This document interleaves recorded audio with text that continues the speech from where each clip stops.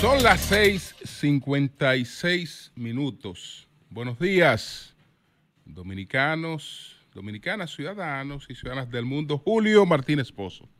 Los comentarios de los temas más importantes, el programa de mayor influencia de la radio y la televisión nacionales.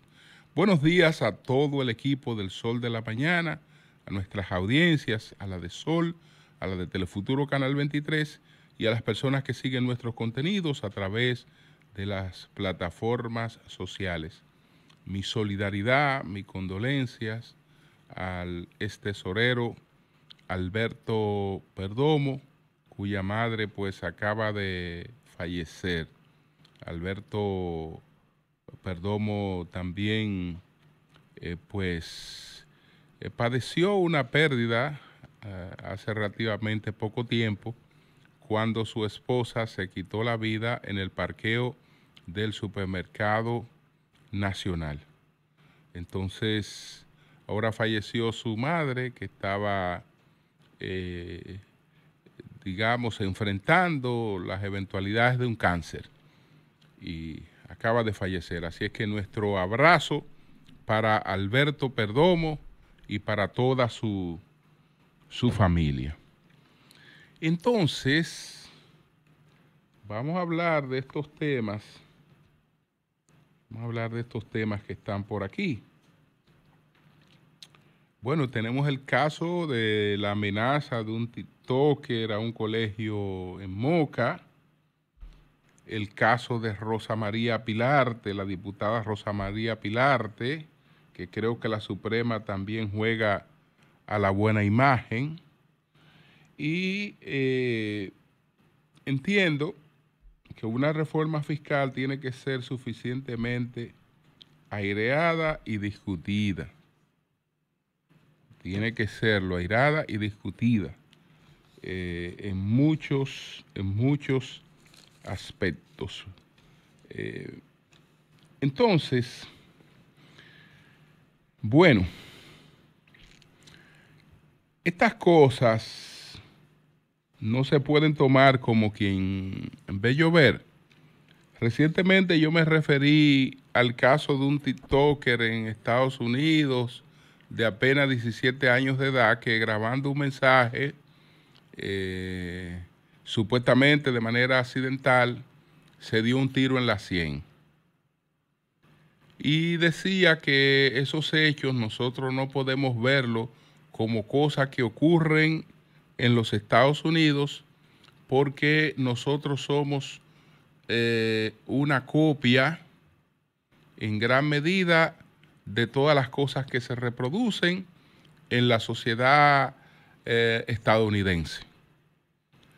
El que usted dándose cuenta o no dándose cuenta, todo lo que esa sociedad reproduce, nosotros lo reproducimos.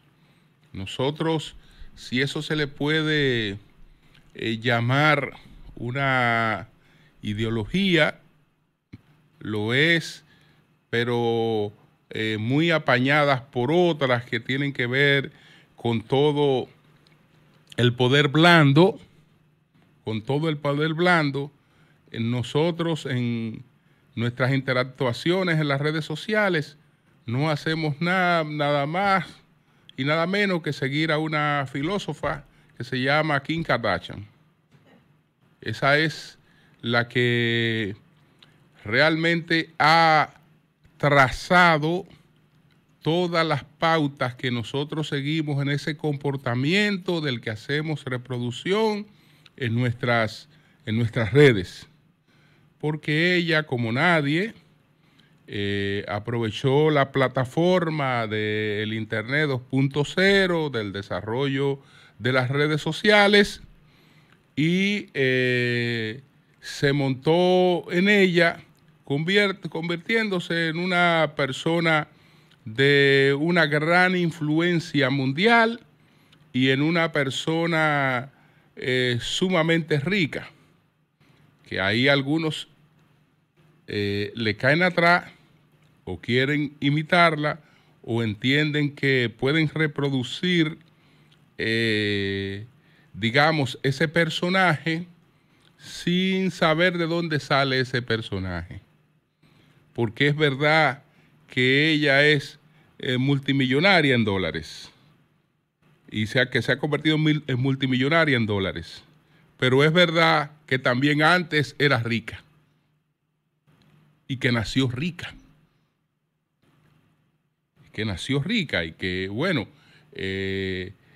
cultivar ese tipo de relaciones, de vínculos que tenía en la alta sociedad de Estados Unidos, por ejemplo, su relación con Paris Hilton, etcétera, y después tomar parte de esa cultura africana que vio en ella un canal de explotación comercial, imitando en gran medida ese cuerpo afrodescendiente, pues ella ha llegado a donde nadie ha llegado y ha impactado a donde nadie ha impactado.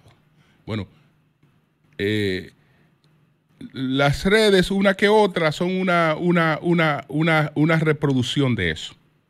Son una reproducción de eso. Entonces, en el caso de los jóvenes, la situación que vive el mundo es una situación sumamente crítica. Sumamente crítica. Inglaterra recientemente pues creó el llamado Ministerio de la Felicidad. Y uno ha de suponerse que el llamado Ministerio de la Felicidad tenía como ocupación fundamental a los viejos que se han quedado solos, porque sus hijos han formado familia, porque o no tenían familia, o la familia era corta, y se han quedado solos y ahora necesitan vínculos para poder encontrarle un sentido a la vida. Y entonces uno se suponía, bueno, el Ministerio de la Felicidad se va a ocupar fundamentalmente de esa población. ¿Cuál creen ustedes que ha tenido que ser la prioridad del denominado Ministerio de la Felicidad en Inglaterra? Los jóvenes de 16 a 25 años. No hay una población que se sienta más sola que esa. ¿Y cómo es posible que sea la población que se siente más sola si esos niños tienen 1,000 seguidores en Instagram, el otro tiene 3,000, el otro tiene 500, el otro es un TikToker? Tienen acompañado de miles de personas y de seguidores en las redes. ¿Y cómo es que tienen esos sentimientos que lo llevan a decisiones suicidas con mucha frecuencia? Entonces, se trata de buscar respuesta a eso desde distintos ángulos, que psicología positiva, que impactar la educación, que ya la educación no es solo las matemáticas y el lenguaje, que no solo son las ciencias, que la educación tiene que pasar por enseñar a la gente a vivir y por cultivar el sentido de utilidad de la vida. Todas esas cosas, pero es ante problemas como ese que se van encontrando las sociedades desarrolladas. La estadounidense, que es de la que nosotros somos la copia más fiel, tiene un desafío en estos momentos. Además del tema del fentanilo, etcétera, que tiene de rodillas a ese país. El otro tema es que hace años, antes de que tuviéramos este desarrollo de las redes, pues un jovencito en Estados Unidos tenía, eso era parte de su colegio, tenía por lo menos 1 hora de contacto con su vecindario. una hora de interactuación y de contacto con gente. Hoy eso se reduce a 20 minutos de contacto con personas. Y en definitiva, usted tiene el depresivo, el suicida a dos por chele. En una sociedad en la que es fácil, muy fácil adquirir armas. Y sobre todo esa epidemia, esa pandemia afecta más que nadie a los más jóvenes. A los más jóvenes. Entonces, le introduzco todo esto para que no veamos estas cositas así tan aisladas, porque tenemos que estar más vigilantes, más pendientes, y en la familia en la que creemos que somos más perfectos, nos podemos encontrar en cualquier momento con situaciones de las que hay que estar vigilantes. Se lo digo por este caso de este jovencito en Moca, que me imagino que además de la cuestión judicial, hay que buscar que reciba las atenciones psicológicas, la intervención psicológica apropiada, porque a él le tomó, porque él iba a hacer un ataque a un colegio en Moca. Y él lo grabó, que estaba esperando unas armas para hacer un colegio, para hacer un ataque a un colegio en Moca. Eso no se puede tomar como una cosa que dijo un loquito viejo que tiene, no. Esa cosa hay que tomársela hoy en serio y trabajarla en serio. Las autoridades de la Policía Nacional y el Ministerio Público arrestaron el pasado lunes a un joven que habría amenazado con atacar con armas de fuego el centro educativo Educare, ubicado en el municipio de Moca, provincia de Espaillá. La detención se realizó mientras el joven recibía atención en un centro de salud de Santiago, tras alegadamente padecer problemas mentales. Se trata de Sebastián Castillo Arlequín, de 20 años, quien es un exalumno del centro, según confirmó el Diario Libre, o al Diario Libre, el abogado del representante del Centro de Estudios, Patricio Nina. Dijo que hace 2 años que el joven salió del referido colegio. El jurista indicó que en las próximas horas se espera que le dicten medidas de coerción al imputado. El joven supuestamente realizó el mensaje amenazante a través de la red social TikTok. Ahí él lo que dijo fue, bueno, que se relájense que todavía no va nada, porque no me han llegado las armas, que estoy esperando para producir un ataque. Entonces, ahí eso amerita una intervención psicológica, pero sin descuido, sin descuido. Bueno, entonces, señores, miren, vamos a pasar inmediatamente a otro asunto. Y estoy buscando aquí el orden en el que lo planteé.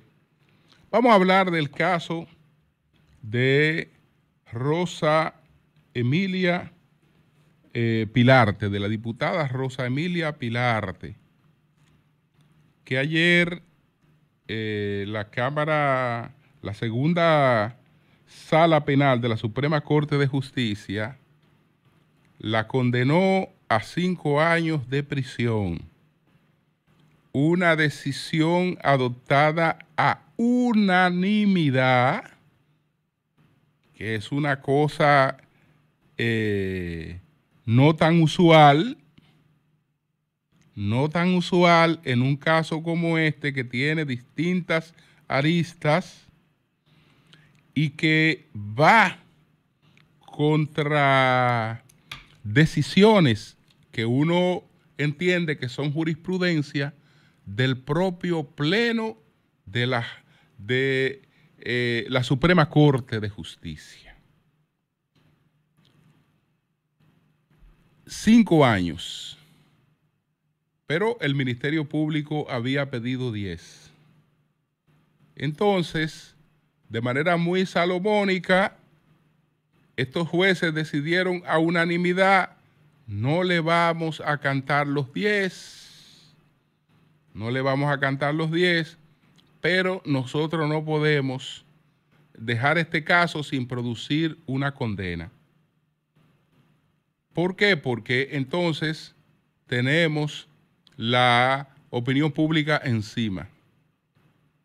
Tenemos la sociedad encima. Así que nosotros tenemos que olvidarnos de una serie de cosas y también actuar como está actuando la justicia, que primero sale a ver cuáles pueden ser las potenciales o las posibles reacciones de la sociedad y a partir de ahí decide, sin importar mucho lo que se establezca en términos jurídicos en cada uno de esos casos. La señora Rosa María Pelarte, la diputada que con esto se convierte en la segunda diputada del PRM que es condenada, en este caso se habla de lavado de activos. La señora se supone que sus responsabilidades han de ser responsabilidades derivadas de la condición de ser esposa del que se supone que debe ser el principal acusado, que es su esposo, el señor Mickey López. Es decir, se supone o no se supone. Lo que el relato fáctico dice es que ella es esposa del señor Mickey López y que el señor Mickey López, el Ministerio Público le atribuye la conducción de una red. En todo caso, la señora Rosa María Pelarte sería una coacusada. Tendría complicidades con el autor principal. Y esas complicidades no derivan de una asociación de malhechores, porque nadie está en asociación de malhechores con su pareja. Ya ahí hay una asociación que se ha dado de manera natural por un vínculo que se llama el matrimonio, que no es una asociación de malhechores, el matrimonio. Entonces, esto establece un precedente que yo creo que es preocupante para la realidad social dominicana. ¿Cuál es la realidad social dominicana? Es cierto que tenemos una población femenina que se ha liberado mucho, tenemos una población femenina que participa de la actividad productiva, que las cosas han cambiado mucho en nuestro país en ese sentido y eso hay que celebrarlo. Pero el hecho de que eso sea así, no quiere decir que nosotros no sigamos siendo todavía una sociedad patriarcal en la que el hombre desarrolla una serie de actividades económicas de la que la mujer no tiene necesariamente participación.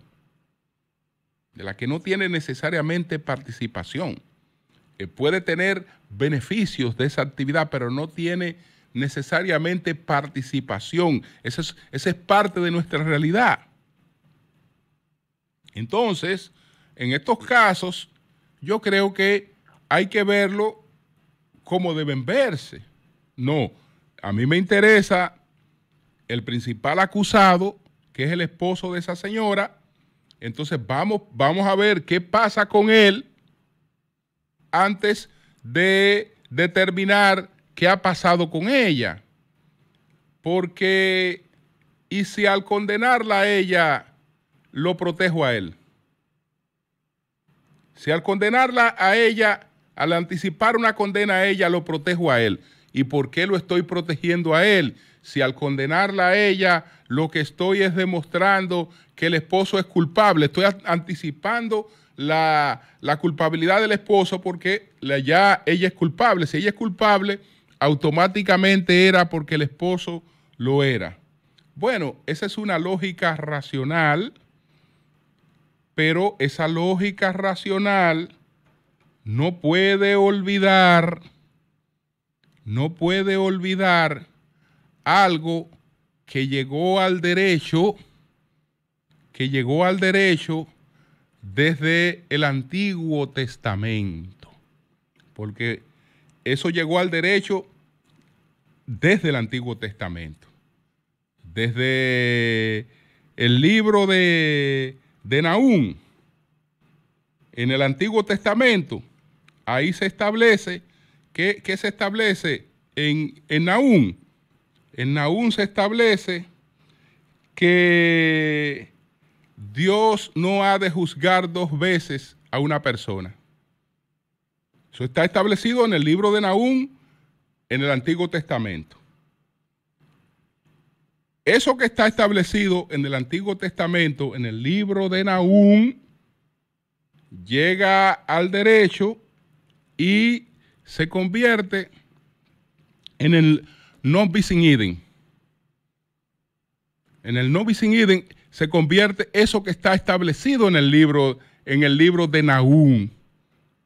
Y ahí se establece que no se puede juzgar dos veces por la misma causa.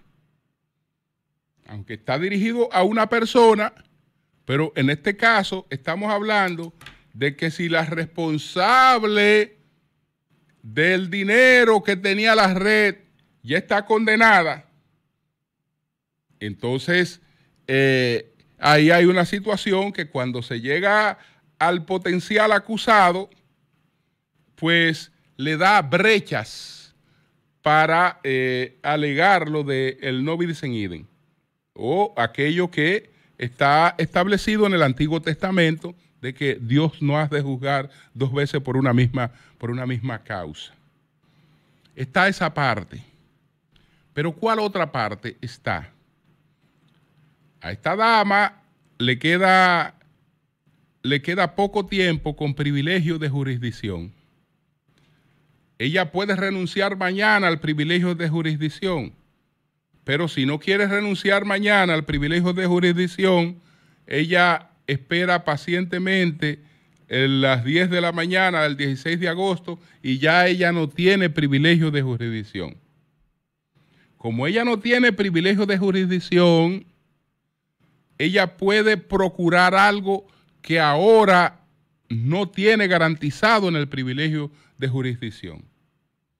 Porque en el privilegio de jurisdicción ella no tiene derecho a una apelación. Ella sencillamente es condenada en primer grado y apenas le queda un recurso de casación. Y ese recurso de casación tiene escasas posibilidades cuando unos jueces se han cuadrado a unanimidad a tomar una decisión. Es decir, eso a unanimidad siempre implica coordinación y decisión política. Es a unanimidad que han tomado la decisión.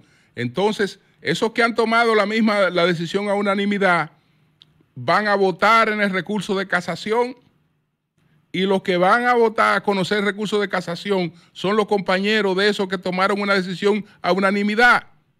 Ahí se va a proteger todo el mundo.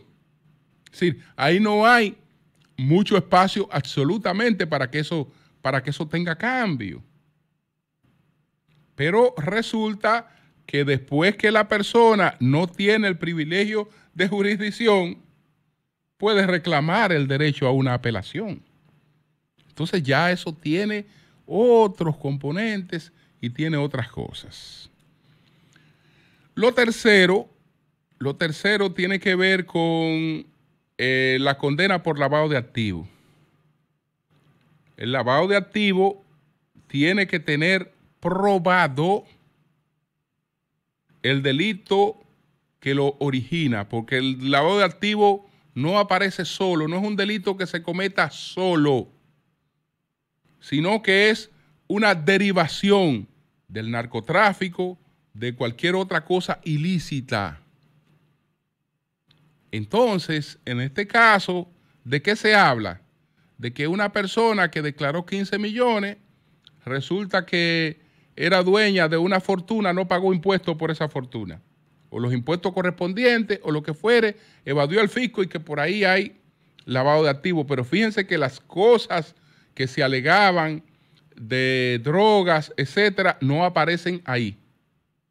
Es decir, no es una condena que esté ligada al tema del narcotráfico, como se suponía y como se había hablado.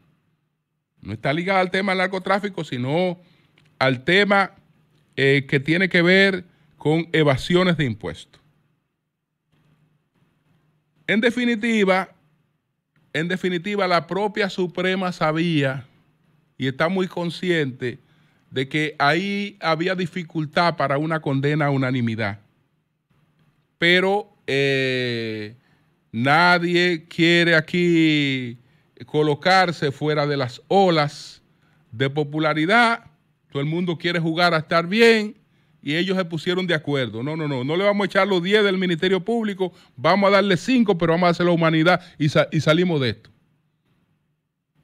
Ustedes verán más adelante qué pasa con ese caso de esta condena, que repito, yo me supongo que si hay un acusado, ese acusado es el esposo de ella, cuyo proceso está en otro lugar. Entonces, ¿qué vamos a hacer cuando ya dijimos que esta era la dueña de los cuartos y que esta fue condenada por ser la dueña de los cuartos? ¿Y el otro qué era? Entonces el otro va a terminar siendo un cómplice de ella. Cuando si ahí hay cualquier cuestión, yo creo que claramente todo el mundo sabe que a quien son atribuibles es a su esposo. No creo que a ella, porque todo el mundo más o menos intuye que ese tipo de operaciones no lo manejaba ella. No la manejaba ella. Ahora ella como esposa era beneficiaria. Entonces, ya veremos, señores, qué resulta de esto, pero eso es un juego al mismo populismo en el que todos nos hemos metido. Tal vez no nos preocupe mucho porque digamos, bueno, es un caso de una señora y yo no me meto en ese tipo de cosas. A mí no me va a pasar eso. No, señora, usted está yendo a su iglesia, pero su esposo tiene actividades económicas, tiene actividades empresariales que no necesariamente son de conocimiento de usted, y entonces a la hora de la hora a usted la alan con una condena, cuando no necesariamente son de conocimiento de usted, aunque usted sea beneficiaria de ese tipo de cosas. Esa es la situación. Entonces, bueno, nos queda el tema en el que todos estamos, porque ya se produjo el grito de Julio Virgilio Brache. No tenemos todavía ninguna propuesta fiscal. No hay propuesta fiscal todavía que se esté discutiendo. Y yo creo que antes de eso, el gobierno tiene la obligación de reunirse con todos los sectores, escuchar a todos los sectores. Después tomará su medida, pero tiene primero que escuchar y tiene que explicar muy bien las razones de esa reforma. Y yo creo que el liderazgo también, en todos los sentidos, tiene que ser responsable. Señores, aquí es necesaria una reforma fiscal. Se le va a llamar pacto fiscal. Bueno, aquí es necesaria una reestructuración fiscal. Aquí es obligatoria una reestructuración fiscal. Aquí es impostergable una reestructuración fiscal. Es impostergable. Estamos pasados de tiempo. No lo hicimos antes porque la agenda electoral lo impedía y nadie. No le atribuyamos eso ahora al actual gobierno, a Luis Abinader. Si hubiese estado otro partido político en el poder, no habría hecho una reforma en medio de una coyuntura electoral. Nadie habría hecho una reforma en medio de una coyuntura electoral. Entonces, hay que hacer una reforma fiscal. ¿Por qué hay que hacerla? Porque si no la hacemos, ya nosotros empezaríamos a sembrar de dudas a los que tienen los papeles de nuestra deuda. Si los que tienen los papeles de nuestra deuda en el mundo, y los que evalúan ese tipo de cosas ven que nosotros hemos seguido hacia adelante sin una reestructuración fiscal cuando nosotros tenemos un presupuesto que se sustenta en endeudamiento en gran medida, y cuando tenemos unas recaudaciones que están muy por debajo de nuestros gastos, entonces ya eso empieza a crear una situación difícil para la calificación de nuestra deuda. Es decir, si usted me pregunta cuál es la primera razón por la que tenemos que hacer una reforma fiscal, la primera razón por la que tenemos que hacer una reforma fiscal es para seguir siendo confiables. Es para que la economía dominicana mantenga ese nivel de confianza que le ha permitido crecer durante tanto tiempo. Sin eso es imposible que se produzca un crecimiento. Pero el gobierno tiene que amarrarse bien los cinturones y no puede venir con los mismos cuentecitos, porque anda por ahí un borrador, pero ese borrador no es actual. Ese borrador no es actual. Ese borrador empieza con los cuentecitos de que, mire, ya nosotros hicimos sacrificios importantes, porque eliminamos instituciones, no se ha eliminado una sola institución. Porque usted no me puede decir a mí que antes teníamos el INVI, antes teníamos la OISOE. No, nosotros creamos un Ministerio de la Vivienda que era necesario. Se creó un Ministerio de la Vivienda y se unificaron esas instituciones, pero el Ministerio de la Vivienda sí asume las funciones que tenían esas instituciones. Ah, que mire que yo eliminé la CDE. Tremendo disparate, porque usted no ha eliminado ninguna CDE. Segundo disparate, alguien tiene que administrar los recursos que tiene invertido el Estado en el sector eléctrico. Si usted elimina la CDE, tiene que crear otra institución que comete ese rol. Usted se le metió en la cabeza que tenía que eliminar eso, que se llama CDE, perfecto, pero como quiera tiene que crear algo para eso, y es lo mismo, entonces no está eliminando nada. Ah, bueno, que habían varios consejos en las EDES y yo lo eliminé. Bueno, no sé para qué, porque ahora tiene más gastos en personal y tiene una mayor deficiencia. Es decir, que ahí no se ha ganado absolutamente nada. Entonces el gobierno en eso ya tiene que cuadrarse con más seriedad y decir qué es lo que está aportando en términos de sacrificio en la calidad del gasto.